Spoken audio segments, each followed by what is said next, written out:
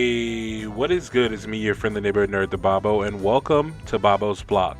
If this is your first time joining us, thank you for tuning into this block party I have every time I step behind the mic, and this is your 42nd, 35th, whatever time it is. What up, dog? It is good to hear from you again, and I'm glad we were able to kick it one more time for the one more time. I want to firstly let you guys know that this episode of Bobo's Block is solely sponsored by my Patreon. Patreon is where you can do the most and best good for Bobo's Block with the most help. It is our bread and butter here at Wonderground Media Studios, and that's how we keep the lights on and keep these podcasts rolling, man. You can go to my Patreon at patreon.com/Bobo. That's patreon.com/BOBBO. There, you'll find a multitude of tiers where you can help show your support. We have tiers starting from like $1 all the way up to $3,000. And if you go ahead and hit that $3,000 subscriber mark, I will give you my deepest thanks. But we will also be signing up for a wedding registry on on Amazon because we want to get married. And I also want a KitchenAid. That's way more than I want to be married. I want a KitchenAid. Cobalt blue. Just letting y'all know. But yeah, thank you guys for joining me again for another episode of Bobo's Block. I'm back at it, and we are here to talk about a lot of stuff today. I have a few things to go over. I had a few things that I wanted to touch on. There's still some things in the work for you. I told you guys last week I have somebody special coming in that will be talking with us. But I did also give you guys a bonus episode last week. So yeah, go check that out. Check that out on my Patreon. That is going to be on my Patreon. Again, I've been putting stuff on the main feed, but I want to make sure this goes to my Patreon. So, you guys, like I said, explore there. Like, it's not like I put it up there for free. It's public. Don't worry about like it's not behind a pay window or anything like that. All bonus episodes are free, but they're on my Patreon. That's where you have to go. That's where a lot of other exclusive stuff is. If you want to jump in on that stuff, you can definitely go ahead and check it out. But all the bonus episodes on the Patreon are free. All you have to do is once you get to the Patreon, because I realized like I never explained it. Once you get to the Patreon, just keep scrolling down. It'll take you down to the post, and all the posts that are available, especially the bonus episodes, will just be like, hey, click on me. Ooh, click on me. So yeah. I think that's enough bills getting paid or whatever. So let's go ahead and get into the updates. I'm getting a little bit better. Again, y'all got to tell me what y'all want to hear for that. So let's go ahead and tell you about what's been going on with me. So I've just been kind of like working, kind of getting things together, but I have been a little bit more diligent about putting out stuff more. I put out a new photo shoot that is on my Instagram and on my Facebook and literally almost everywhere. Like if you've seen the new rebranding of my friendly neighborhood nerd persona, you guys should check it out. It's on my Facebook page. It's on my my Facebook page is officially kind of updated as well. It's also Bobo FNN, so you can guys find me there on Facebook at Bobo FNN. I'm gonna start trying to put posts back on there. Like I don't be on Facebook like that, but it's just a lot of like I said, yeah, a lot of places that I've fallen off. So I'll get back on my grind for you guys. Of course, you guys may have been able to see it on Instagram where it originally like really posted up or so. And I also want to give a shout out to my Instagram followers. Got me up to 1,500 followers in total on Instagram. I also have, like I said, a good following on Twitter and as well, like I said, other platforms that I'm on. So I want to thank you guys for just the unbridled support that you always give me. It's really dope. I really appreciate all the people who look and like all my stuff, dog. It's dope. It's dope to think that I am a content creator by trade because like I have other things that I do, yeah, but this is what I love. I love making podcasts. I love making content for you guys. So yeah, hopefully we'll get into like some reels and stuff, whatever. I tried a reel. It didn't work out. My perfectionist brain was like, delete it. But yeah, you guys will probably see some more new stuff coming up from me down the pipeline. Hopefully if I can, like I said, work past a lot of the mental blocks that I be having. But yeah, dog. That's what's up with that. So I also had a new episode of You Filthy Casuals come out. Go ahead and check that out. It's on my YouTube page. It's on the OT's Twitch, and it's also on audio streaming. You can just look us up, You Filthy Casuals podcast, and you'll be able to find us on iTunes, Google, Stitcher, all the major platforms where you can listen to podcasts, just like with Bobo's Block. Bobo's Block is everywhere. We even have an Alexa skill. Go ahead and get that. But yeah. I think a little bit about it for the update. Oh no, I do have something.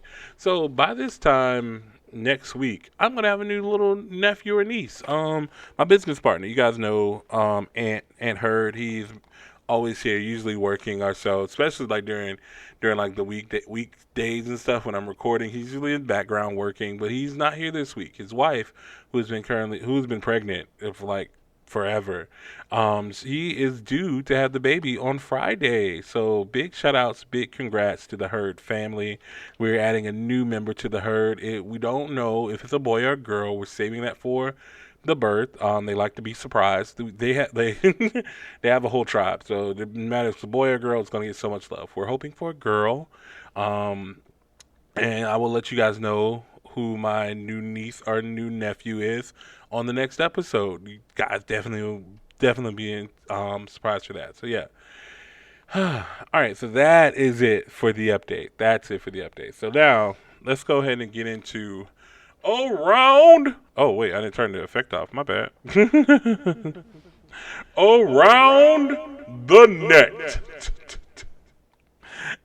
All right, and ATN this week is a little bit stacked. So let's go ahead and start off with a couple of things. So we got a whole like slew of stuff from Netflix through their Todom podcast, or like it's like a fan fest or whatever. They're trying to do what DC Fandom did. They gave us a fuck ton of stuff. So let me run down what I have so far. We got firstly this new movie. I think it's called Army of Thieves. It's from the guy. It's from Zack Snyder, and it's I think a prequel to Army of the Dead. It's really good. It's really good. We got this other one that's called Red Notice with Ryan Reynolds, The Rock, and fucking Gal Gadot. Like that's crazy. It's like some like Ocean's 11 meets like Batman. Like it's so weird. It's good. But yeah, it's Peak at Red Notice. That's the one that's dope. We got Cobra Kai season 4. We've got Big Mouth season 5. We got Sex Education season 4. We got a new look at the sequel to Extraction with Chris Hemsworth, Extraction 2. That looks good. What else? We got. I'm trying to save like the big stuff for last, whatever. Enola Holmes is getting another movie, so that will have Millie Bobby Brown, Henry Cavill, and Louis Partege reprising their roles in Enola Holmes 2, which was really good. Enola Holmes, the first one, I enjoyed the fuck out of it myself. What else did we get out of Todom? We've got our first looks at Sandman. That was actually really good. I'm excited to see where the hell that goes from there. Sandman looks like the cast and crew looks amazing on paper, but like to see it, like to see like the first trailer, the first promotional pictures, it just fucking chef's kiss. Um, we got our next look at The Witcher season 2. That looks it looks like it's going to live up to the hype, and I'm excited to see how they take the Witcher's narrative because it was all chaos at the end. So let's see how they play this one out. We actually got our next look at Stranger Things 4. Just alone with like the costume design, the haircuts, and just the overall theme of it. Stranger Things 4 it's well worth the wait. Well worth the wait indeed. So I'm excited about that. And finally, we got our first look at the opening theme for Cowboy Bebop, the series. It's not a movie, it's a fucking series, and I'm excited because it was amazing. Like it was shot for shot, just like the opening theme of the anime. And Henry Cho and the cast, like my God, yeah, Daniela Pindia and Elena Satine, like I'm sorry, I said Henry Cho. It's John Cho. Yeah, John Cho, Elena, and Mustafa. They look so good. Like they bring back the actual like full on orchestral like arrangement for Tank by Yoko Kanno, and it's it drives me wild how crazy good this goddamn series now is going to be. So yeah, you guys definitely going to be on the lookout for all of that stuff that came out of Tadome, and a lot of the things that we are really looking forward to is going to come like very quickly. Literally, it's coming very quickly. All right, so next up in the docket, I have for you guys the original Halloween, the movie that is like the original Halloween movie and its sequels are actually returning to theaters this spooky season. If you guys want to go ahead and check that out, definitely go ahead and look into your local movie theaters or the movie theaters that are left. But Cinelife Entertainment websites has the details on the upcoming screenings for the original film, for the original film Halloween and the entire return of the franchise. We're all thrilled to return the legendary Halloween franchise to theaters to continue our partnerships with Trancas International Films and Compass International Pictures. Bernadette McCabe said from Cinelife Entertainment. So yeah, you guys, I actually enjoy the Halloween series, especially around spooky season.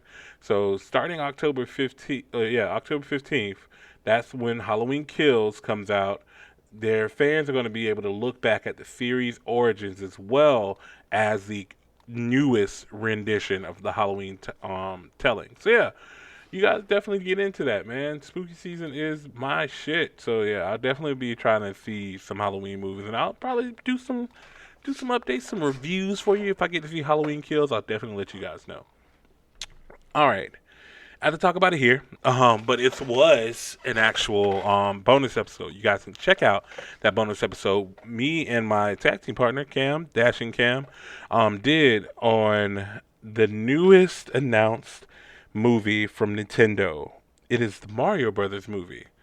And if you don't know why we did a bonus episode on it, I'm going to just read you the cast and I'm going to leave it at that and let you go listen to the bonus episode. I'll put it down in the link below. It's on my Patreon, but yeah, put it down in the link below.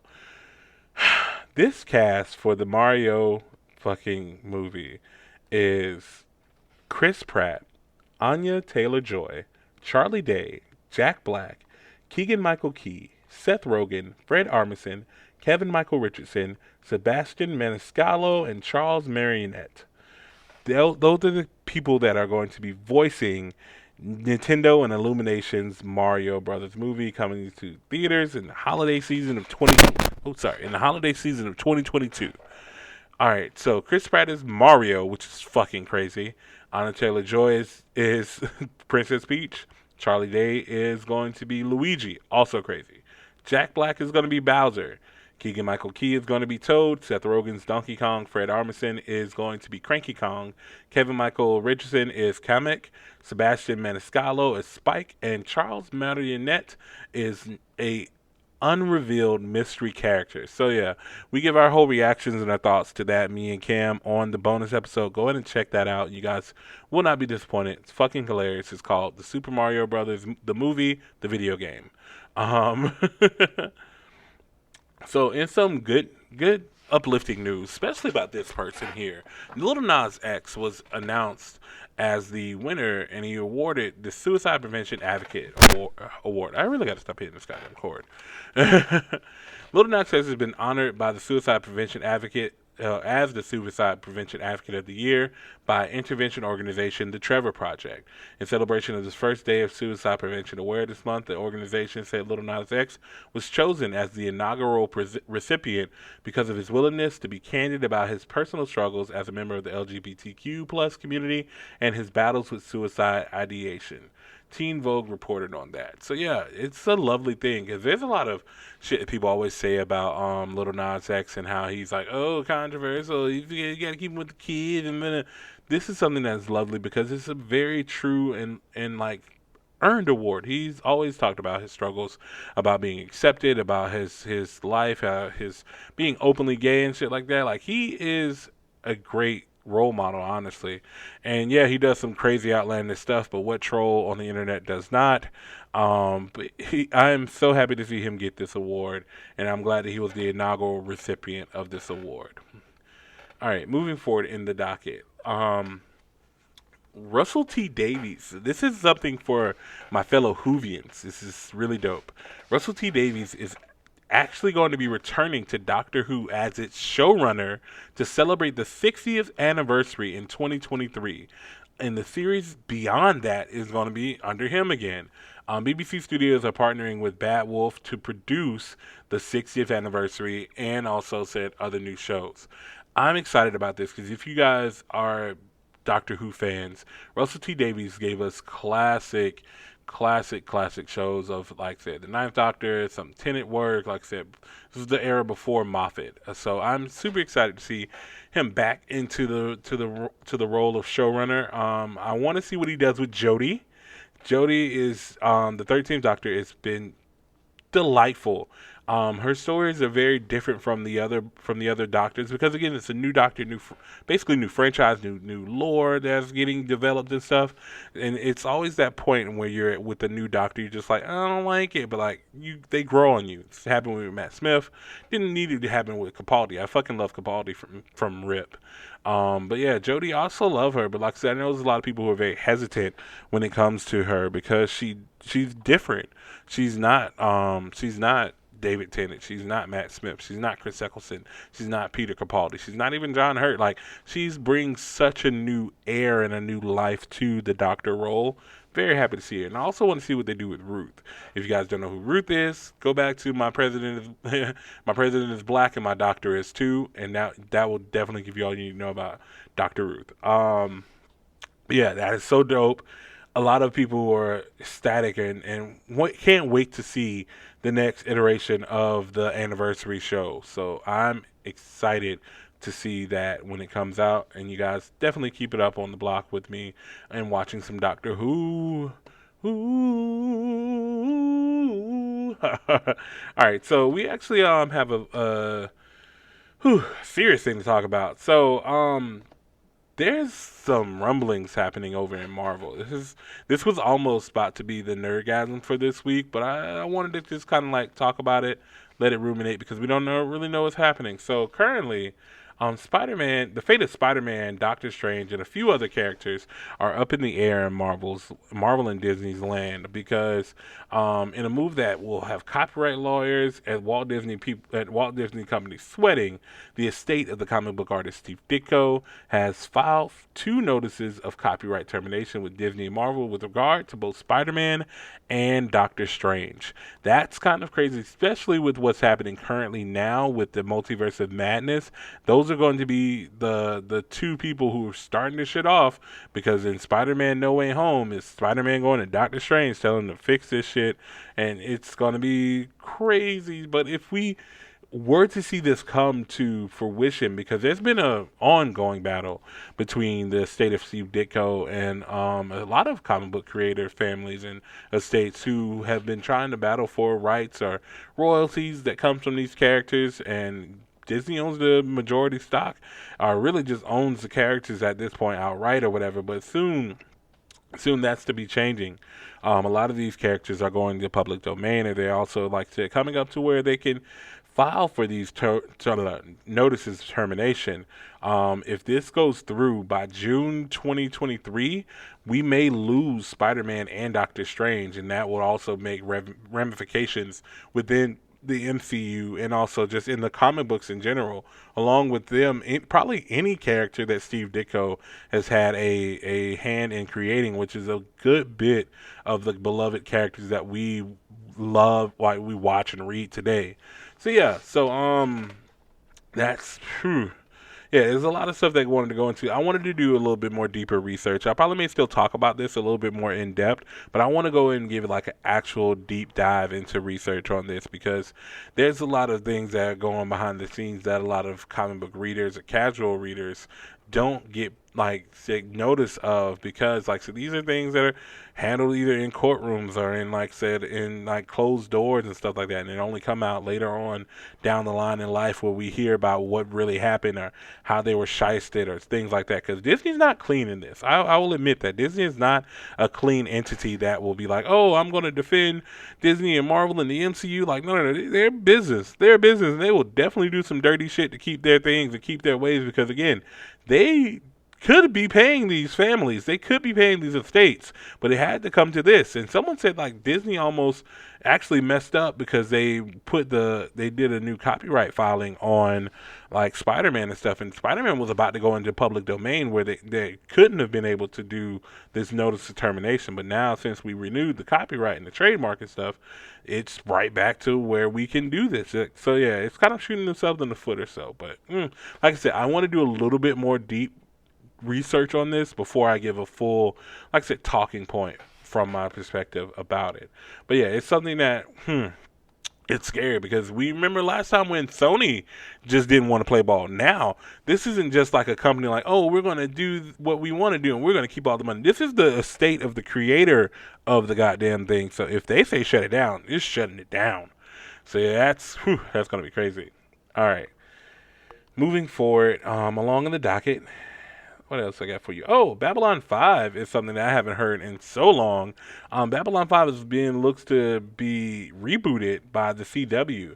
There are plans in development right now for the original series with the original series creator J. Michael Straczynski. I want to say. Yeah, but like, I haven't watched Babylon 5 in so long. Like, but that is one of the classic sci-fi space series, such as like I said, and in like vein of like the Star Treks and the Farscapes and the goddamn like the old school stuff that I used to watch on UPN like back in the day on Saturday afternoons and stuff. Like it was really good, like really good. God damn it, really good sci-fi came out of the 80s and 90s, man. And I don't think a lot of it gets appreciation. So for Babylon 5 to be getting a reboot, that is something really nice to hear. I'm just very excited about it. Definitely excited about that. So yeah. All right. So sadder note as of right now. We just learned about a few, like I said earlier today, that there was a passing of someone very prevalent in the comic book world. Jeffrey Hewitt. Jeff Hewitt was a talented inker, bringing some of the most iconic Marvel characters to life in stories such as Incredible Hulk, Iron Man, Fantastic Four, and beyond. Marvel released a statement that they were saddened to hear the news, and their heart goes out to his family and loved ones. Jeff Hewitt was someone who I like I said, you read the names on the actual comic books, but like you don't realize how deeply they have touched your comic book or nerdy life. Like I said, I really want to send out my heart to his family and all the people he's worked with and loved and things of that nature. Because again, this is a great, amazing artist that is no longer going to be gracing us with his talent. So I thank him for all the things that he's contributed to the universe and anything that he's in fact like he's contributed to my life because I've read a lot of Marvel comics that he has touched the page of. So yes, thank you, Jeff. Thank you for all you've done. All right. Sticking in Marvel, Spider-Man actually has a big anniversary coming up, bro. It is 10 years of Miles Morales. So we are on the cusp, the precipice of a new type of like anniversary to keep celebrating. So yeah, this is the decade of Miles, but with this decade, we're actually giving him a new costume. A lot of people have been a little bit up in arms about this costume. I like it. I see where they're going with it because it's very versatile, depending on how the artist draws it. But it's very flowy. So Miles is keeping his red and black, but he's getting like a new suit design. He has new shoes, and he also has a sweater or like a little hoodie art. It's really dope. It fits his urban lifestyle or urban aesthetic, and it also gives him new like kind of distinction from Peter. Like he doesn't look like a Spider-Man clone, which is another problem that Miles is also having. He had a clone saga of himself, and this is coming off the backs of his clone saga. He's kind of reinventing himself, kind of rebranding who Miles Morales is as Spider-Man, and I like it. And honestly, if you give it a chance, it may grow on you and you may like it too. And because it also gets cold as fuck in New York, and I've always wondered why does Spider-Man run around in just a skin tight ass outfit. So yeah, he doesn't do that anymore. He has a whole like fucking sweater hoodie, like it's dope. Go check out the new costume design, and they also have a variant where it shows you the full costume, but also the costume without the sweater. And I love this. I love the suit without the sweater too. It gives the classic sleek Spider-Man look with the new Spider logo, and like I said, just a new feel to Miles Morales in general. So I'm ecstatic for all of these things here with Miles Morales. So yeah, hope you guys are too. All right. So let me see. Was that it? Was that it for the docket? I got I got the Spider-Man thing. Got all the stuff with Netflix. Yeah, I think that's about it for the docket, man. So let's go ahead and we're going to kick it into a musical break. And then this musical break is actually something I've been told you I've been needing to get back into video games. You guys, slowly I'm doing it. We talked about a video game movie on the bonus episode, and now I'm going to be giving you guys a video game track. This is actually from a video game called Sable. This is the original soundtrack from Sable. This song is called what is this song called? Glider. It's called Glider, and it's by Tokyo Breakfast. If you guys don't know, or I'm sorry, not Tokyo, Japanese Breakfast. Dang, I'm messing all up today. I'll leave the description in the link below so you guys can go ahead and take a listen to it after it, or no, take a listen to it and add it to your library as well. But yeah, it's by Japanese Breakfast, and the song is called Glider from the Sable original soundtrack. See you guys after the break.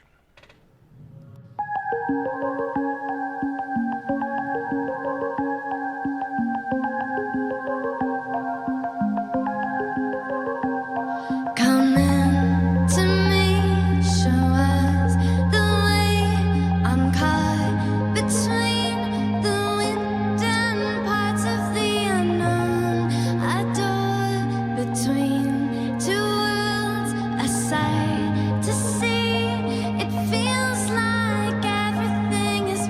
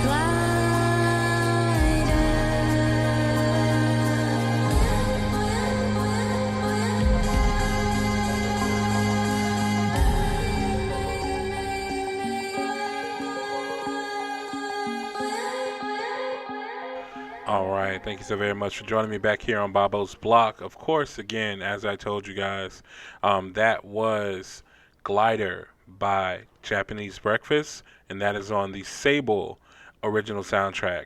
I actually want to try and get into Sable. Like, I've listened to the whole soundtrack as of right now, and it's a dope ass like kind of vibe to it. So I definitely want to see what it's all about.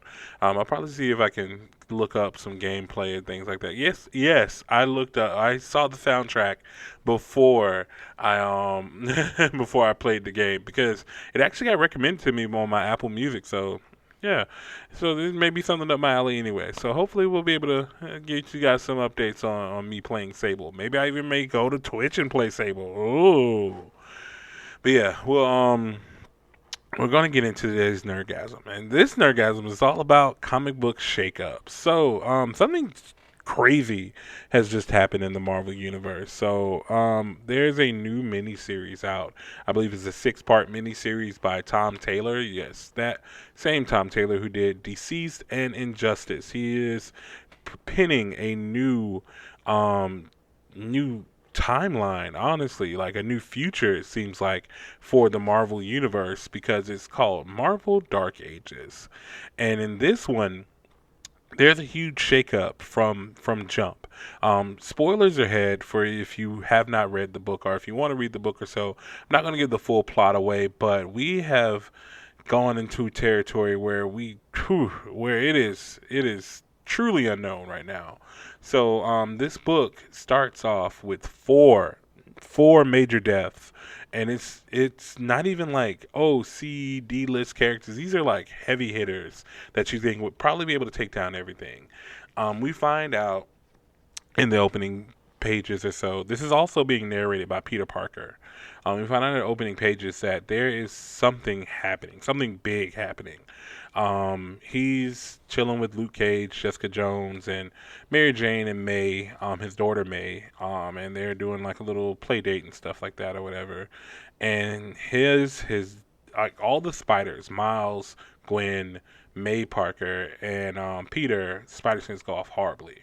Then you also see Moon Girl getting a actual like distress signal, like hey, this shit, something's wrong. And then Reed Richards has been investigating it, and the Beast is talking about it. Doctor Strange also feels it throughout like the whole magical sphere. He gets or they go to Professor X and Jean Grey talking about it telepathically, and they're like, "This is the craziest shit I've ever seen." You also see Apocalypse. He's felt it. And he's like, "Yes, yes, I hear you." And I'm like, "Okay, what the fuck is happening?" So we get to the Baxter Building. Moon Girl's written Devil Dinosaur to the Baxter Building, and um, she's meeting with Reed, and she's like, "Hey, this is like crazy. It seems like we're having impact tremors, but they're not coming from the surface; they're coming from the core." And I don't know how to explain that, but we're going to investigate it or whatever. And then the Watcher, Watu, pops up because Valeria's like, "Hey, this seems like the end of the world," and he's like, "Yes, it is the end of the world." And if you've been watching What If, you know whenever the Watcher actually shows up, it's bad. It's bad. Like my God. So we find out that through the Watcher there was a living robot called the Unmaker. He was created by the Living Tribune and stuff like he's supposed to stop like black holes and all the bad stuff or whatever. But he got too powerful. He got corrupted. So the Living Tribune trapped him inside of a new world. And you want to guess where that world is? Yeah, Earth. And with Earth being his eggshell, he's ready to hatch. He's awake again. And he's like, time to get out this bitch. But there's a whole civilization of humans. It's like 7 billion of us up here. And he's just like, blah, blah, blah. So we try to figure out a way to stop him. So Spider-Man, Reed Richards, Moon Girl, Beast. I saw Professor X in there. It's like all the great thinkers, T'Challa, everybody was putting their brains together. Like the big brains are putting their brains together, and we decided to send a task force to try and see if we could take it down. And again, heavy hitters. We sent Doctor Strange, the Sorcerer Supreme. We sent Wanda, literally can remake reality. We sent the Vision, a living machine on par with nobody. And we also sent Ben Grimm, the Thing, so he can punch it if need be, and Sue Storm to protect them from the heat of the Earth's core. All my niggas got clapped except Sue. Like, nigga. Like, it was bad. Like, Thing went first. He got blasted. Wanda tried to reality warp. She got unmade herself because he's the Unmaker. And he wasn't even at full power, which was crazier. Vision was like, fuck. So he went all crazy, and he actually sacrificed himself and went into the brain of the Unmaker. So that nigga's gone.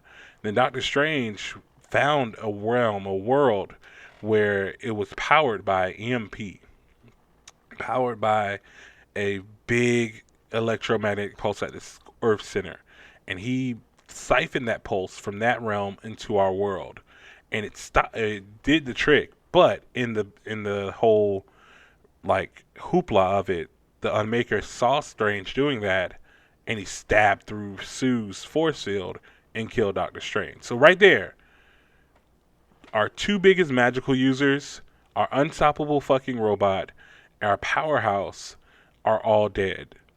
Dead. This is main 616 shit. Like, this is Marvel 616 main continuity universe.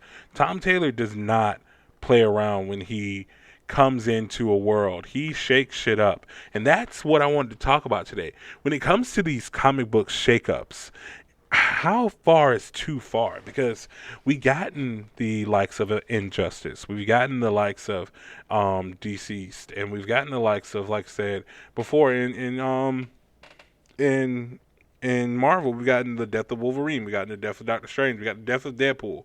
We've gotten all new, all different Marvel. When comic books are ready to shake things up, it's a sight to see, because DC has done it more than Marvel has, I will admit, because DC has had the New 52, they've had Rebirth, and now they're on Infinity Frontier, or New Frontier. It's it's more than just a ploy or a cry to connect with somebody. It's really giving your writers and everyone a sandbox to play in, because the rules no longer apply. The things that we were established as, like, oh, status quo, or oh, the things that we know and love, the meat and potatoes of it all, are out the window. We have free range to do whatever we want as a writer, or as like a creator, or artist or so. Like, when you get into the designs of, say, a New 52 Superman over, like, say, a New Frontier Superman, like, there are subtle and drastic differences. People hated the look and the demeanor of New 52 Superman, but I actually enjoyed the fuck out of him. I even enjoyed the run where he lost his powers. I will not say the New 52 was perfect, but I enjoyed what they did with a lot of the characters that I know and love. Even when I come to all new, all different Marvel, the shakeup there was lovely. I enjoyed that we were getting a new status quo of heroes, that we weren't getting the same stories of Steve Rogers and Tony Stark or so. We had Riri Williams, you had Sam Wilson as Captain America, you had Laura, who is still currently Wolverine. She's the only holdover of the all new, all different. Laura is Wolverine, and you have Jane Foster as Thor, which was an amazing Thor run that people really should get more into, especially right now before we get into Love and Thunder. The things that Jane Foster had went through to just keep her identity, one, as Thor, a secret from the Asgardians and all that stuff like that, and then just the way that she used the power to become a symbol of hope. It's lovely to see what writers can do with a new narrative. So this, again, is a 6-part miniseries. So this won't always be here. This will probably be something where we finish up and wrap it up at the end, and the 616 goes back to normal. But in that little slice of continuity that we have now, Tom Taylor has such he has such an eye for many little details or so, because this is how Injustice started. Injustice started as like a little one-off run or so, and it was something that we were going to like play around with, and it turned into a full-blown universe. It's its own thing now, and it has video games, it has its own properties, it even have a new movie coming out. Like, you've seen what they could do with that.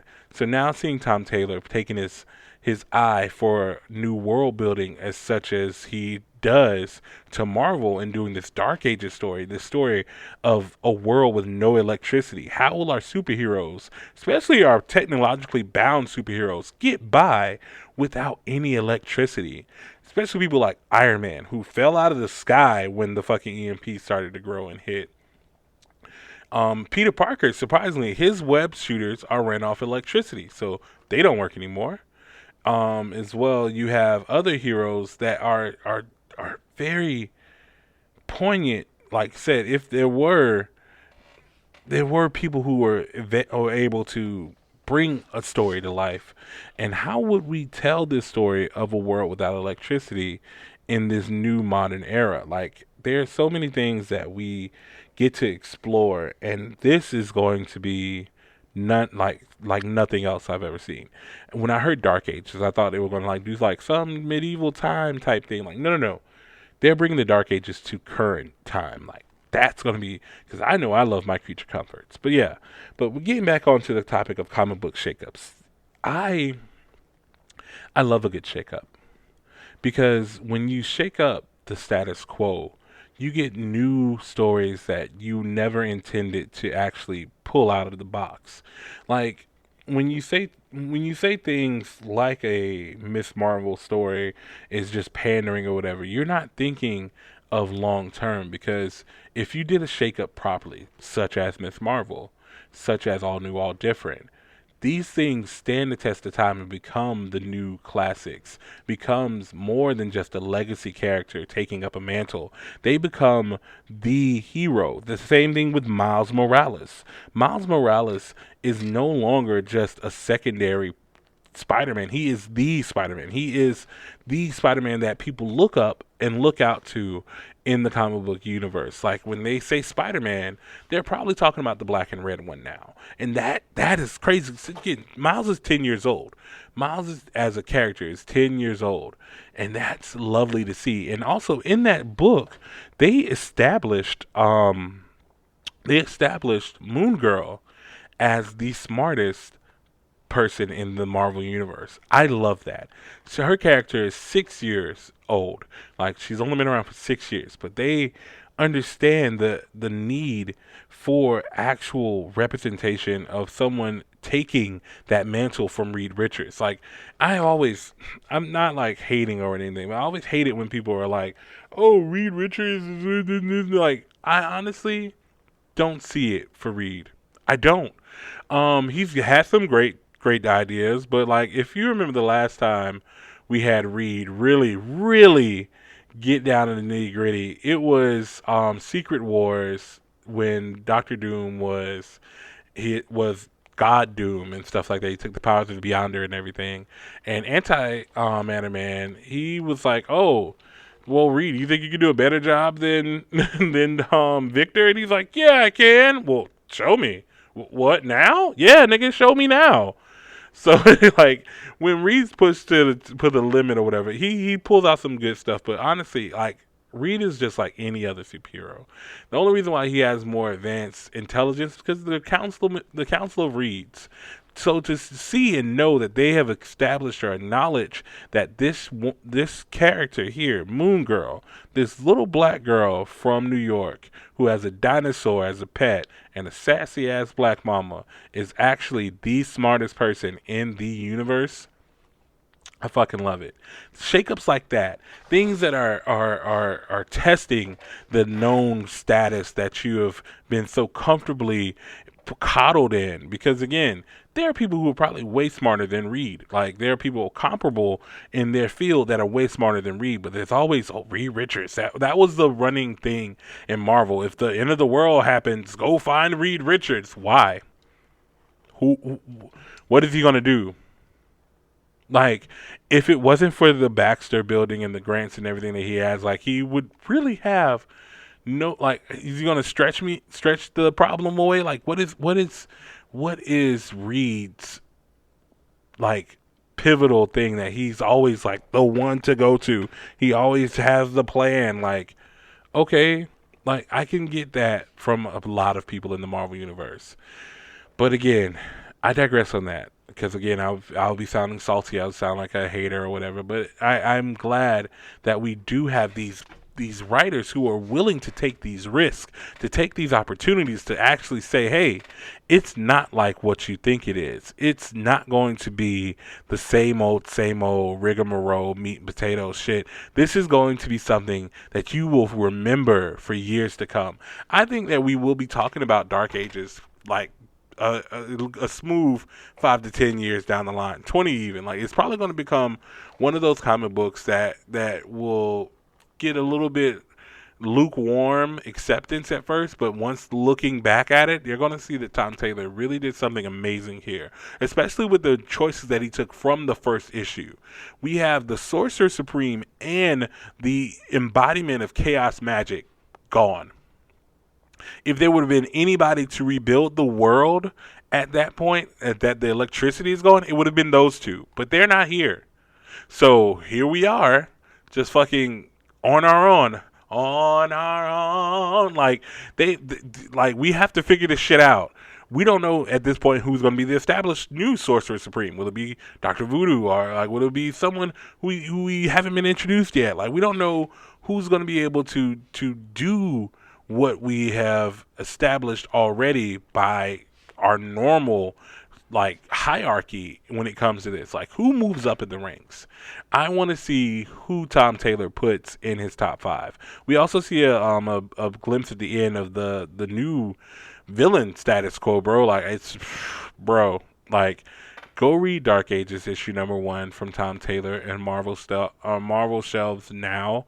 I'm truly ecstatic about, like I said, how he's going to play this narrative out. So I love like medieval time stuff, or like very ingenuitive type things. Like, they're always characters who I know could fucking MacGyver stuff out of their out of their bad situations, and Peter Parker is one of those guys, because even with the electricity gone, Peter Parker is smart as a whip, and that's always been one person that I feel as if I would go to first before I would go to Reed Richards. It's fucking Peter Parker. Go to Peter Parker, Tony Stark. I'll probably even go to Professor X before I go to Reed Richards, bro. Like, I don't know why that's the go-to thing of, oh, when the world's about to end, go to Reed Richards. Like, I don't know, man. But yeah, it's, if there are any status quo shaking comic book series or comic books and say like other promotions or other distributors such as like an Image, Dark Horse, what's another good one? Like I said, any indie comics that you feel like this is something that shook up what I knew about this comic, go ahead and drop the line to me. Tell me about them. I want to know more. Like, because there's so much to read out there. That's the one thing that I love about comic books. Even though you may think that there's like not much of anything left, there is so fucking much to read, and I am super excited to read it all. So yeah, I think that's gonna be it for me, man. I'm gonna go ahead and wrap it up here. So again, I've been your friendly neighborhood nerd, the Bobo. You can catch me anywhere that you can stalk your ex on social media. That's at BoboFNN on Facebook, Twitter, and Instagram. And you can also catch me on YouTube at Your Friendly Neighborhood Nerd Bobo. And of course, check out my Patreon at patreon.com/Bobo. That's patreon.com/BOBBO. So until next week or next time I step behind the mic, catch you guys on next time on the block, all right? Peace.